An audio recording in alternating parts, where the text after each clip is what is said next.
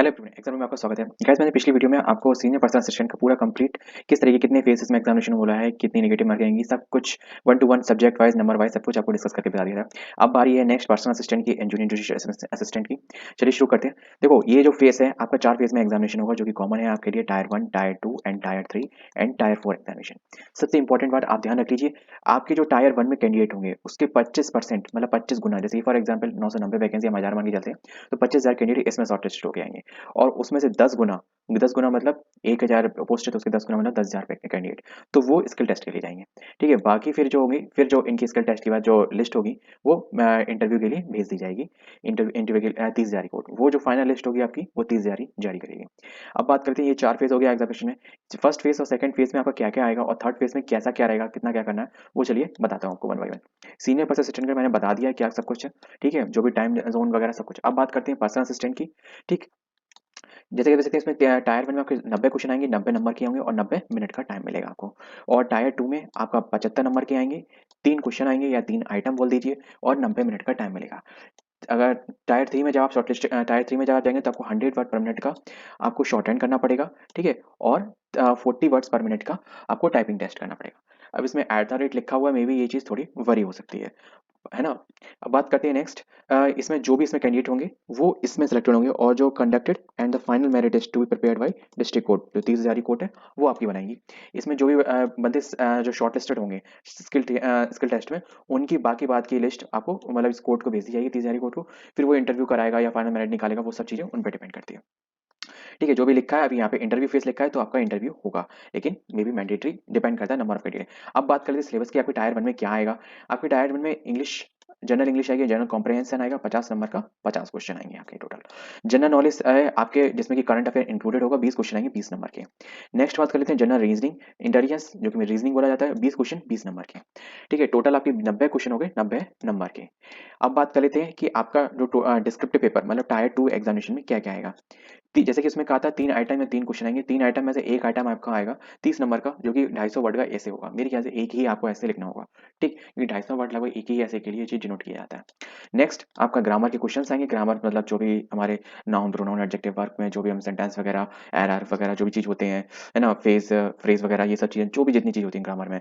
Noun sentence तो इसमें नहीं आएगा, सेंटेंस इसमें आ जाएगा ट्रांसलेशन में। ठीक है, तो जो भी ग्रामर्स के रूल्स वगैरह जो भी होते हैं ना, मे बी 10+2, 10+2 का मतलब ये है कि 10+2 लेवल तक के या फिर CHSL लेवल तक के, तो वो आपको इसमें करने ही पड़ेंगे। ठीक है, तो उतने लेवल तक के आपको करने पड़ेंगे, और 20 नंबर का ट्रांसलेशन है। मेरे भी ट्रांसलेशन तो लोग कर ही लेंगे। ठीक है, ट्रांसलेशन में एक ये चीज़ हो सकती है, ग्रामर में देखो, ग्रामर में थोड़ी बुनियाद ट्रांसलेशन अलग होता है। ग्रामर में ये चीज़ हो सकती है कि जैसे एडजेक्टिव, सॉरी, एक्टिव पैसिव है, डायरेक्ट इनडायरेक्ट है, ये भी चीज़ें सारी चीज़ें आपकी इंक्लूडेड है। ठीक है, जैसे इसका प्रीवियस ईयर पेपर मिलता है, मैं उसके रिगार्डिंग आपको और डिटेल में इसको और बता दूंगा। नेक्स्ट बात करते हैं, जब इसके बाद आप टायर 3 में शॉर्टलिस्टेड होकर आएंगे, तो टायर 3 में आपको क्या करना पड़ेगा, आपको पैसेज मिलेगा 500 वर्ड का, जो कि डिटेक्ट होगा 5 मिनट में, 5 मिनट ऑफ ड्यूरेशन में। ठीक है, कैंडिडेट को मिलेंगे 40 मिनट, है ना, to transcribe the dictated passage on the computer. ठीक है, उसको डिक्टेट करके कंप्यूटर पे लिखने के लिए। नेक्स्ट, कोई भी एक्स्ट्रा टाइम नहीं मिलेगा उसको। ठीक है, फॉर पैसेज रीडिंग के लिए। ठीक है, पैसेज रीडिंग के लिए मेरे ख्याल से 5 मिनट मिलेंगे, है ना। तो और फिर आपको वो 40 मिनट में आपको एलैबोरेट करके बताना पड़ेगा। 5 मिनट मेरे ख्याल से एक समरी टाइप का टॉपिक दे दिया जाएगा, तो आपको 500 वर्ड में उसको एलैबोरेट करके लिखना पड़ेगा, ऐसा कुछ होगा। ठीक है, इसके बारे में और मैं डिटेल में आपको बताऊंगा। ठीक, next, the total number of the mistakes, the total number mistake permissible, 4% तक आपकी गलतियां परमिसिबल है। ठीक है, the total word dictated 20 words. ठीक है, तो 4% की आपकी जो मतलब जो आपकी गलतियां होंगी वो परमिसिबल होंगी, 4% से ऊपर की नहीं होगी।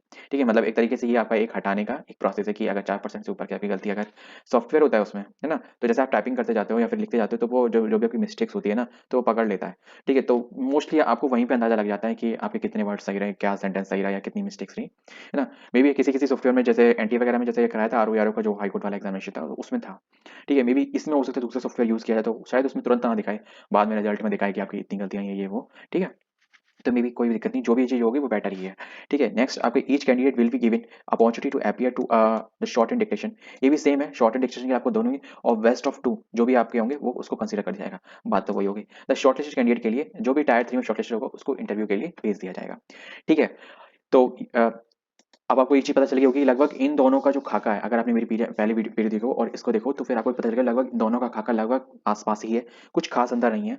ठीक है, और पेपर का लेवल भी थोड़ा आसपास ही रहेगा। ठीक है, कुछ खास अंतर नहीं होगा कि एक ही संस्था बना रही है लगभग एक ही साथ वैकेंसी के लिए, तो लग और सिलेबस भी लगभग सेम ही है सारा, थोड़ा बहुत चेंजमेंट है जैसे कि 500 वर्ड वाला, ठीक है ना?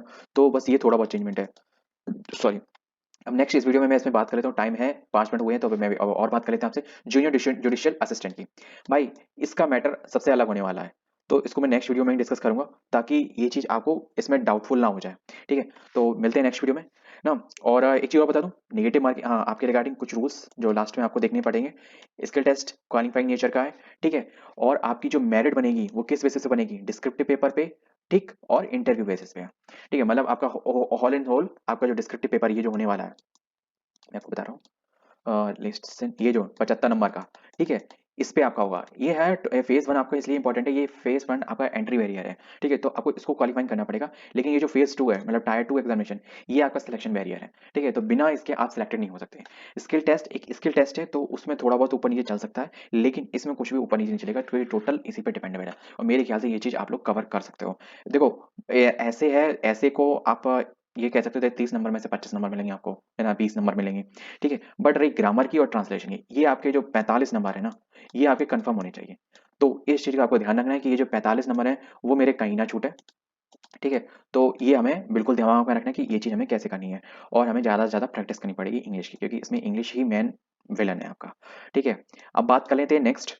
हाँ, मैं आपको कुछ कुछ ही बताना है। टायर टू जो भी आपकी जो फाइनल लिस्ट होगी वो कोड 30 जारी कोड जारी करेगा, ठीक है? 0.25 की नेगेटिव मार्किंग रहेगी, ठीक, जो कि आपके केवल एमसीक्यू में चलेगी, ठीक? और this the question will be only केवल इंग्लिश लैंग्वेज में मिलेंगे, हिंदी और अदर लैंग्वेज में नहीं मिलेंगे, जैसे कि आपके जो रीजनिंग के हैं और फिर उसके हैं तो वो अदर जीएस के तो वो अदर लैंग्वेज में मिल जाते थे, लेकिन इसमें ऐसा नहीं होगा, ठीक है? और टायर फोर के लिए कोई भी मिनिमम क्वालिफाइंग मार्क्स नहीं है, ठीक है? तो इस चीज का आपको ध्यान रखना है, कॉन्फिडेंस के साथ अपना बोलना है, दैट्स इट। कि आपका मेन जो आपका विलन है ना, वो आपका डिस्क्रिप्टिव पेपर है, ठीक है? जो आप उसको अटेम्प्ट कर ही उससे लड़ ही आए हो, ठीक है? तो ये चीज आपका दिमाग खोल के जाना है।